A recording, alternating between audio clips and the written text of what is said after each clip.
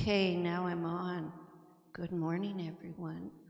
Thank you for the bowls this morning. When I heard them, I heard that at times in life we're powerful and other times we're softer, but we all play the same beautiful tune of life. So right there you did a whole lesson, mom and daughter. So thank you for blessing us, both of you. I'm Reverend Tress Phillips. This is the Red Deer Center for Spiritual Living, and I welcome you here today because it's an honor for you to be here. And it's an honor for me to be able to share this time with you who've joined us online and everyone who is here, and we have a number of people here. And it is September 5th, pretty exciting, brand new month. We have a bingo coming up, and that is September the 8th. And if you wish to volunteer, please contact Marianne Lee, and her phone number is 403-307-5874. That's this Wednesday. And contact Marianne Lee, 403-307-5874.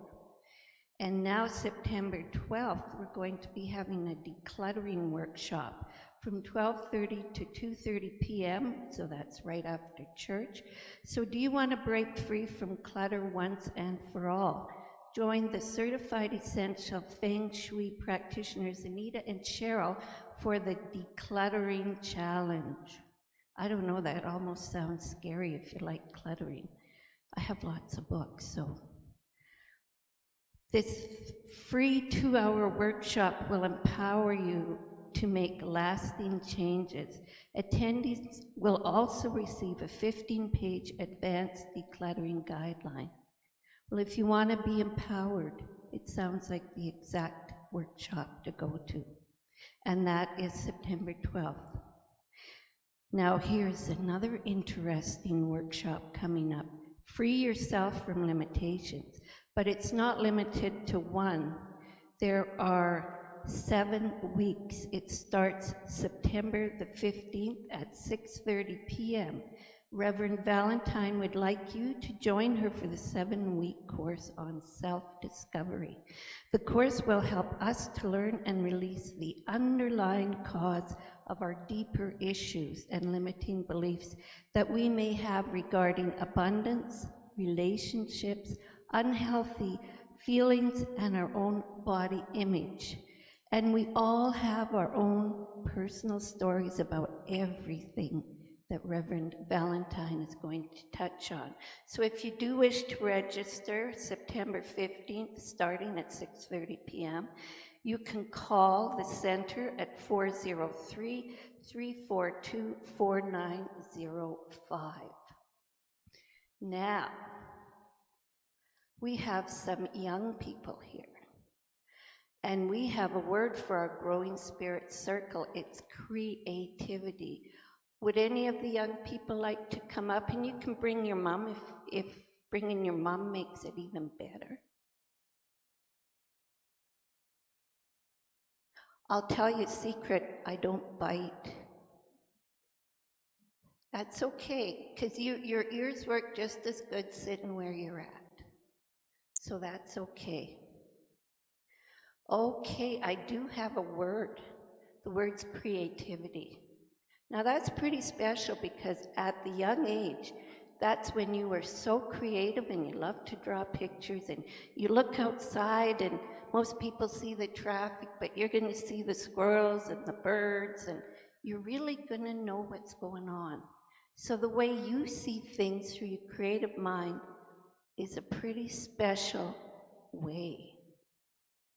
So what we talk about is you are not just created, you're a creation of God, the maker of all things. No one has ever been born who's just like you. So you're as special as a snowflake. Creativity is a way to use your special gifts and talents to bring new things into the world and a way to use the spark of God within you. And if you're small and you don't think you're that important, you're going to be the adults one day. One of you might be a Prime Minister of Canada. You know that? Or the Premier of Alberta, or a teacher at a school. So creativity is about expressing new ideas, new ways of doing things that can be seen, old things in new ways. Creativity is sharing your special gifts with the world. So thank you for being you. So our affirmation is, God within me does great stuff. Can you repeat that with me? God within me does great stuff. And now if you will join me with the opening affirmation, it is on your yellow sheet. This is the day that the Lord has made. I will rejoice and be glad in it. With this attitude of rejoicing and gratitude, I go about the events of my day with love in my heart and a song on my lips. This day and every day I find ways to celebrate life. All is God, all is good, and so it is. And I just want to remind you that we do have the Science of Mind magazine. We sell it's just outside the door there. I get a lot of my information from here, has daily guides, a lot of quotes from Dr. Holmes.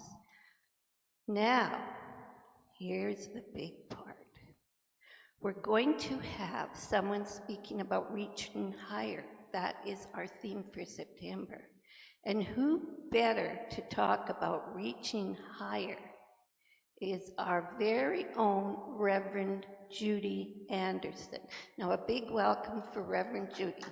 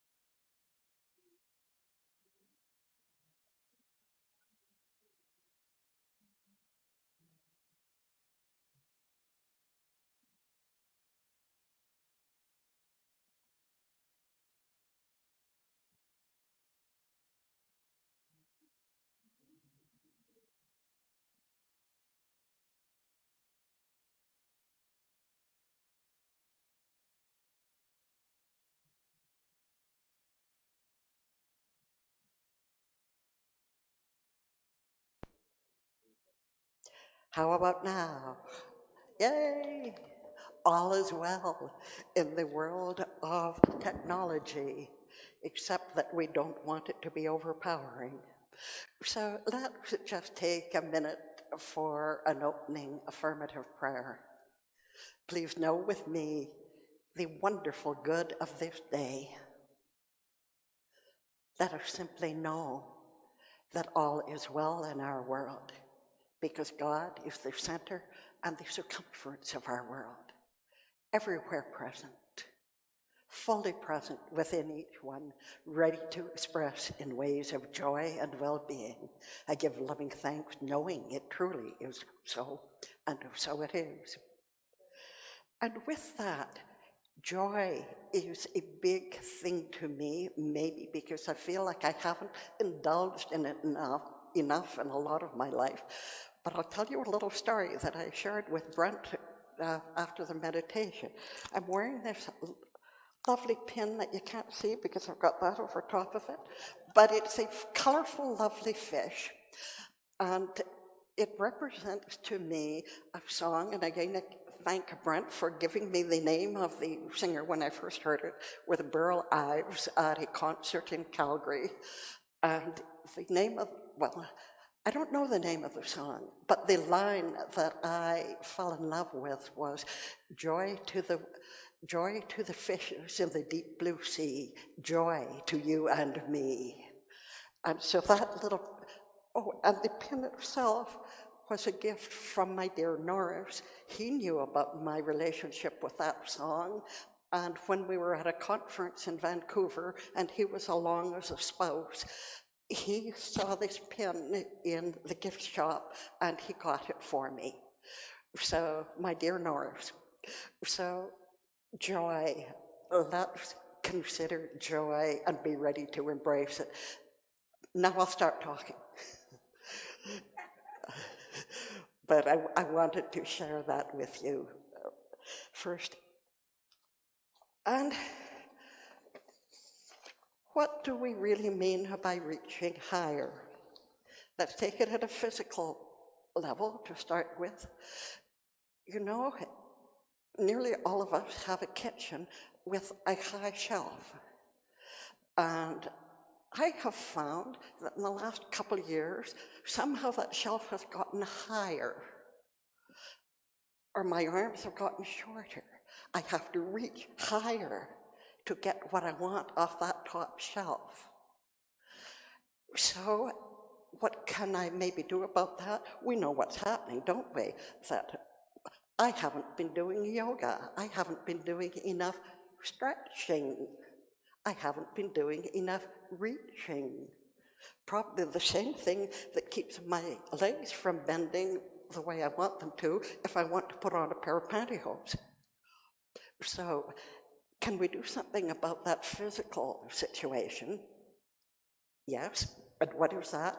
Reaching higher, stretching that way, stretching out our hips and our knees and our ankles, stretching our bodies. We can reach higher, and I can get those things off the top shelf. So that's the easy one, right? So how else do we want to reach higher? Do we want to reach higher in our personal life and our relationships? Do you want to reach higher in your career, in what you do every day, in how you share the principles that we study of how to permit spirit not to be just something out there that we talk about sometimes, but something that is within us? Can we reach a higher level of consciousness? Now, I want to talk about consciousness, and I think Reverend Valentine came to visit me the other day, and we were talking about consciousness. And if we want to change something in our experience, and I mean a little more than being able to reach the top shelf, if we want to change something in our experience, our health, our career, maybe getting to a new home or a new program of some kind, new friends, and we don't seem to be getting there, it's because our consciousness hasn't changed. So let me tell you what, to me, consciousness is. And when I went for my final ministerial interview, one of the questions they asked me was, what is consciousness? And because I was a good student, I said, my consciousness is everything I have ever thought or felt or experienced. So imagine your consciousness is a sum total of everything you have ever thought or felt or experienced. And what is in there, imagine it as a big vat full of stuff. And is all of it pretty? Probably not. Probably not. So what can we do about it? Remember, we want to reach where? Higher. And we can do that by changing what is in that big pot of consciousness. And we can do it a thought at a time, just as you can take a jug of dirty water, and if you drop enough drops of clean water into it, eventually your water will be clean. So this is where what we have to do with our consciousness is keep dropping in positive thoughts, creative thoughts, thoughts not of what we have been or what we did last year that wasn't so great. We have to keep dropping in thoughts of what a wonderful world I live in. I know that there's something at the center of my being that is not just all right, it's divine. There's something at the center of my being that is greater than anything I could ever have imagined, and it works with me and for me by working through me. Now, if I feed my consciousness drops of information like that, drops of information that, yes, I'm good enough to succeed at whatever I choose to do. I'm good enough to reach the highest shelf in my consciousness. I'm good enough to do that idea, to fulfill an idea I had 5 years ago. I'm good enough to go for it. So what are you reaching for? What do you want to reach for? Or have you given up reaching? If you've given up reaching, that's where you're at for now. But keep it in mind, it's a potential for the future. You can reach higher and greater.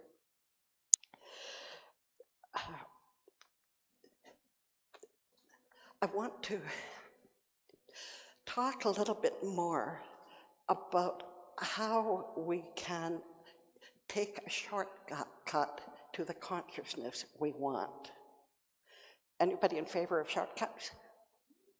All right, it's called practicing gratitude. Sound familiar? All right, by practicing gratitude for everything in our experience, I am so grateful. My car started today. I'm so grateful that a year or so back, somebody rammed into my car and the insurance company wouldn't cover it because repairs would cost more than the vehicle was worth. So it looked kind of ugly, but I'm so grateful. It runs just fine. It takes me where I want to go. So if I want to stretch and think about a new vehicle someday, that's great. Pardon me, but in the meantime, I am so grateful. I'm so grateful when it rains, the trees are being fed. I'm so grateful when it's sunny, my spirit is being fed. I'm so grateful when it snows, look how beautiful it is. I'm grateful. And expressing gratitude is sort of like blessing your world into being. And there's a fellow whose name some of you may be familiar with called Greg Braden. And a little sermon he had online back a few years ago was titled, Bless Your World into Being. You can call it Praise Your World into Being. Gratitude isn't a verb, but we'll make it a verb for now. Gratitude your world into being. Keep on expressing gratitude and praise for what you see around you. If you would really like to have a colorful top like mine, try practicing gratitude for seeing such a colorful garment. Practice, instead of envying or wishing you had it instead of me, praise it, bless it. Bless it into being, and you'll probably walk into a secondhand store and see one. Bless your world into being. Being grateful blesses your world into being. So what are you feeling bad about? If you're feeling bad about something, how do you bless it? You have to turn it around. I don't have as much food in my house as I would like to have. I bless the food that is there. I don't have exactly the hairstyle I would like. I bless the hair that is there, and I am grateful for it. So blessing your world into being through practicing gratitude is a shortcut to cleaning up your consciousness, and you never have to drink the dirty water again. So that is the biggest part of my message, really, is about gratitude. So let's go back now for a moment.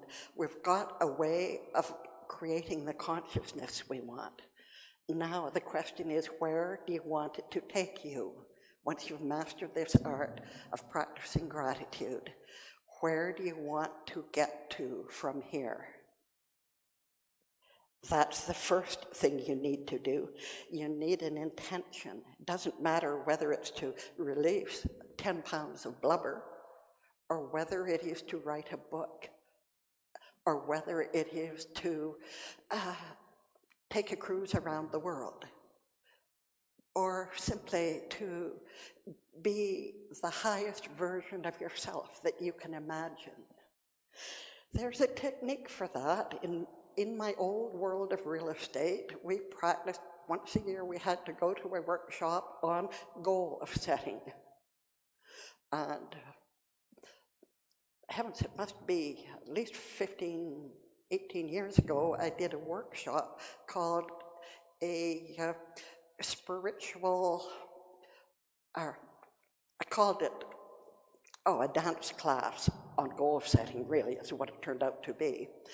And the idea was that you've got to do this if you want to determine something. Well, first of all, you've got to do your meditation or your prayer or your silent time to ask yourself, so, Spirit, what is your highest vision for me today? And next, you sit in silence and you wait. And you say, what is my highest vision for myself as a spiritual being? Or what is my highest goal for myself in terms of well-being and abundance and health?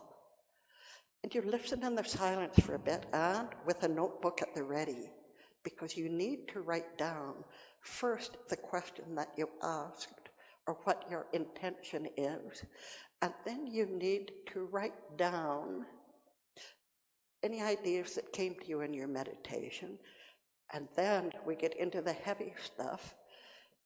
You write down some things that you are willing to do in the short term to carry you towards that intention.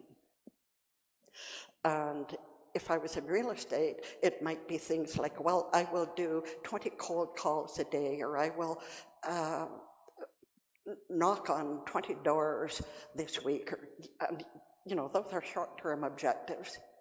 If you're cleaning up your consciousness, you might write things like, I will read more spiritual, inspiring books, or I will practice my affirmations every day. But if it's something, a goal that is kind of a concrete goal as in real estate, then you write down actual physical things you might do to get there. Like if it is releasing the 10 pounds of blubber, you know what you have to do to get to that. You need to write down what you're willing to give up in terms of that delicious sugar, etc. And once you've got some short-term things set down that you're willing to do, then you start thinking about longer term. You can be medium term or long term. I'm trying to make this short. But you then need to go to decide what you're willing to do long term to bring your goal, your intention into your physical experience. And you think about, maybe it's setting up a business. Maybe it's finding a new career. What is it going to take long term for you to get there? And you write it down. You have to write down things that you know you're going to be willing to do. And when you've done that, here's the scary part. You sign it. It's a contract with yourself. You sign it, you take possession of it, you commit to it. So short steps, we found out how to clean up your consciousness. Now it's about reaching for that experience, whether it's a fun thing or a trip or a new career, whatever it is. Put it on paper and what you're willing to do to bring it about. Sign it. That's the demanding one. I've seen people cringe when they're told to sign. that paper. But you know what the good news is? You might start doing those short-term things and even start putting into place what you're going to do as long-term activities to reach that particular intention. And all of a sudden, something within you makes a right-hand turn that you've come up with an even better destination or intention.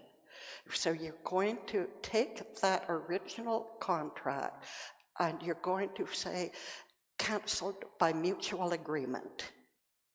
And then you're going to, you might save it for a while, but you're going to start over with your new direction. You see, this isn't a dead-end street. You get to make changes as your consciousness gets clearer and clearer on what might be your highest and greatest good. There will be changes in your destination. Can you do that?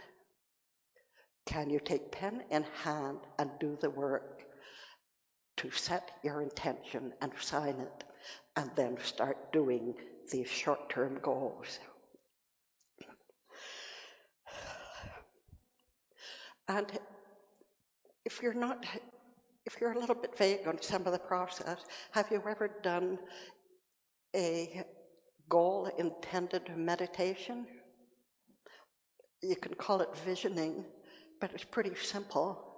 You sit, you listen to some meditative music, you control your breathing, you might talk to your breathing, and gradually you get into a place of stillness, and then you might say, tell me what it is I need to know right now to head in the right direction so that I can reach higher and wider, how I can stretch my understanding and my own beauty, my own divinity, to where I am living the life that I was meant to live.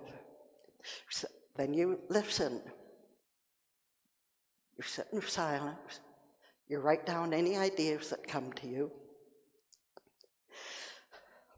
And then you might ask yourself, ask spirit within, ask your inner guidance system, how do I begin? And again, you listen. Let the ideas unfold. Sit in peace for a few minutes, but above all, write. Write down any insights you get, and be prepared that new insights might come to you through the day or through the following week or whenever that you can add to this.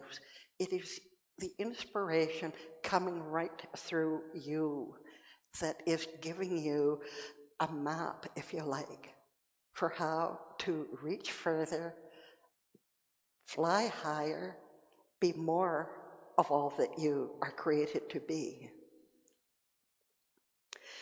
So I put those a little out of order, but that's all right. Just know that you don't have to stick with one idea if it turns out to be simply drudgery, that it's not inspiring, if it's not uplifting, if it's not promising, if it doesn't give you a little feeling of excitement when you read your intentions. Think about it. Did I take the wrong road? Do I need a new map? If you do, start over. You can redraw your map anytime you want. And remember that your goal can be physical, it can be social, it can be economic, it can be spiritual, it can be travel. It's a blue sky list. In one of our courses we used to ask the students to write a blue sky list, and that meant you wrote down on a piece of paper anything you could imagine that you might want to do or be or experience, no matter how out of reach it seemed. Let your mind stretch. Body stretching is one thing, mind stretching is another. One of mine has, for a long time, been to do a cruise around the world. I've done lots of cruises. I've covered quite a lot of the world, but I want to do that 3-4 month one that goes all the way around the world. If I want to achieve that, I have to keep it in my intentions. I have to know that it is possible and probable, and that I am attuned to that idea, and there's nothing to keep me from having that experience. So whatever it is that you feel you require, or that you simply desire, you can set it in motion by cleaning up your consciousness, setting your intention, and doing whatever steps it takes to achieve those intentions. Say it, think it, act it, extend your reach.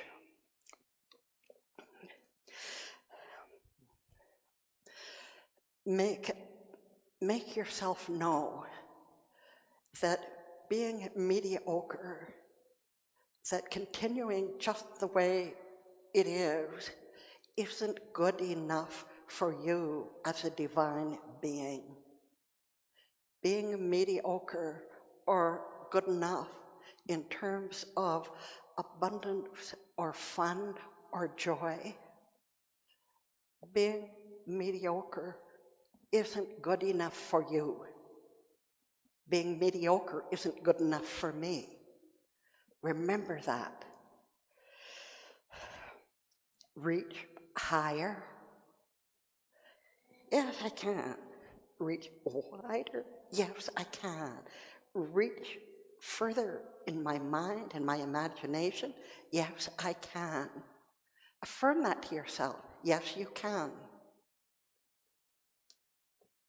So, I ask you once again, ask yourself, how can I reach higher? Then affirm, yes, I can. Sorry about the cough.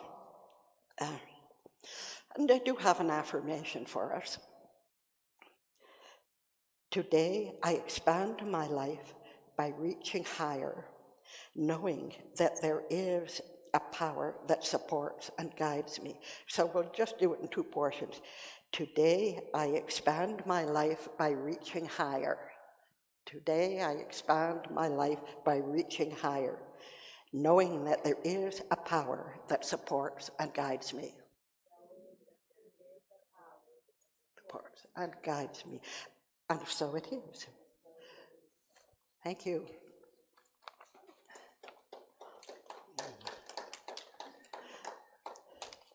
And we'll continue with the closing portion of our program.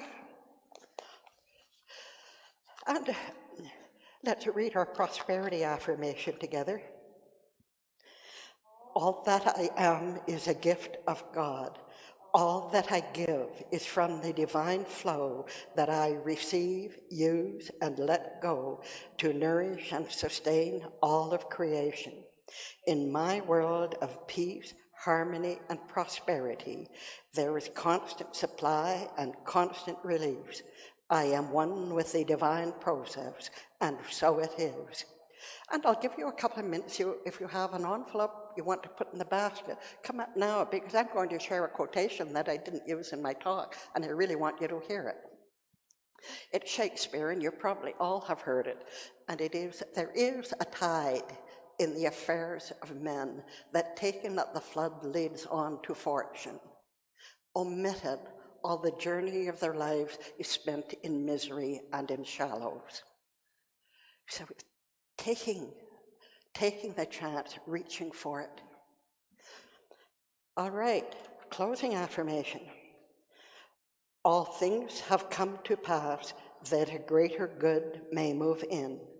I am open to the process, releasing that which has served its purpose and accepting with grace the next experience. Life is flow, strong and deep and true. I am one with that flow. Trusting, I let go and permit life to live itself as me. and so it is. And the closing treatment, God is, I am. I am grateful. I practice gratitude. I stretch and I achieve, and so it is.